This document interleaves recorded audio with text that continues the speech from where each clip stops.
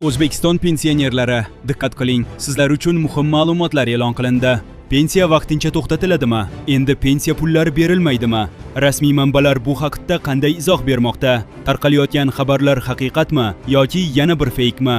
Barcha tafsilotlar bilan tanishib chiqing va tezda xabardor bo'ling. Assalomu alaykum hurmatli tomoshabinlar. O'zbekiston va jahondagi eng so'nggi hamda dolzarb yangiliklardan xabardor bo'lib borish uchun video ostidagi like tugmasini bosib, kanalimizga obuna bo'lishni unutmang. Sizning qo'llab-quvvatlashingiz biz uchun juda muhim. E'tibor bering.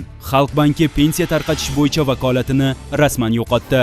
Markaziy bank qaroriga asosan ushbu yo'nalishdagi ikki qaror o'z kuchini yo'qotgan, shu bilan birga ishlamaydigan pensionerlarga to'lovlarni tashkil etish bo'yicha Xalq bankining vakolatlari ham bekor qilindi.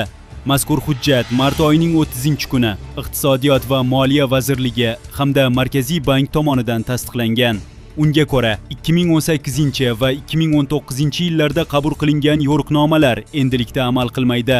Vazirlar Mahkamasining 2024-yilga oid qaroriga muvofiq fuqarolarni ijtimoiy himoya qilish tizimiga tegishli hujjatlar takomillashtirildi. Shu asosda ayrim qarorlarga o'zgartirish va qo'shimchalar kiritilib, ba'zilari bekor qilindi. Natijada pensiyalarni tayinlash va tarqatish jarayoni soddalashtirilib, ortiqcha byurokratik to'siqlar kamaytirildi. Shu o'rinda ko'pchilikni qiziqtirayotgan savol: O'zbekistonda pensiya miqdori qanday hisoblanadi?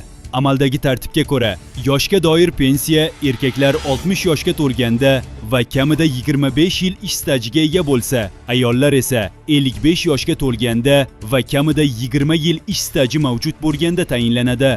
Agar fuqaroda kamida 7 yil ish staji bo'lsa, u holda mavjud stajga mutanosib ravishda to'liqsiz pensiya beriladi.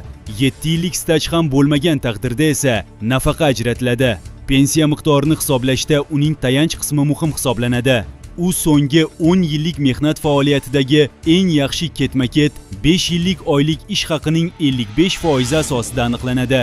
Bundan tashqari, talab etilgan stajdan ortiqcha har bir yil uchun qo'shimcha 1% dan ustama qo'shib boriladi.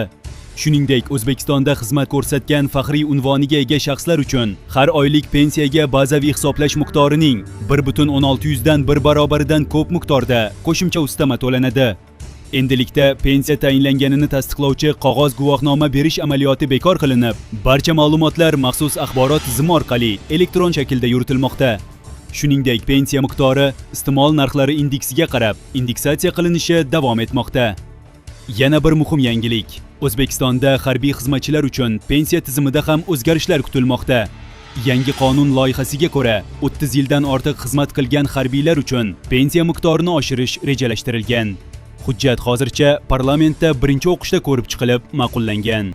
Mazkur loyiha harbiy xizmatchilar va ularning oila a'zolarini pensiya bilan ta'minlash tizimini yanada yaxshilashga qaratilgan.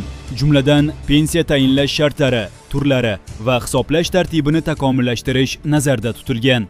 Eng asosiy o'zgarishlardan biri 30 yildan ortiq xizmat qilganlar uchun pensiya hisoblashda ish haqining inobatga olinadigan qismi 75% dan 100% gacha oshirilishi mumkin. Bundan tashqari, pensiya hisoblashda qo'llaniladigan bazaviy ko'rsatkichni ham o'zgartirish taklif qilinmoqda.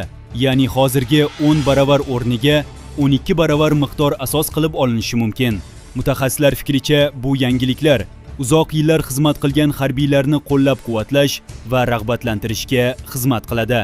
Do'stlar, kanalimizni qo'llab-quvvatlash uchun videoga like bosib, obuna bo'lishni unutmang.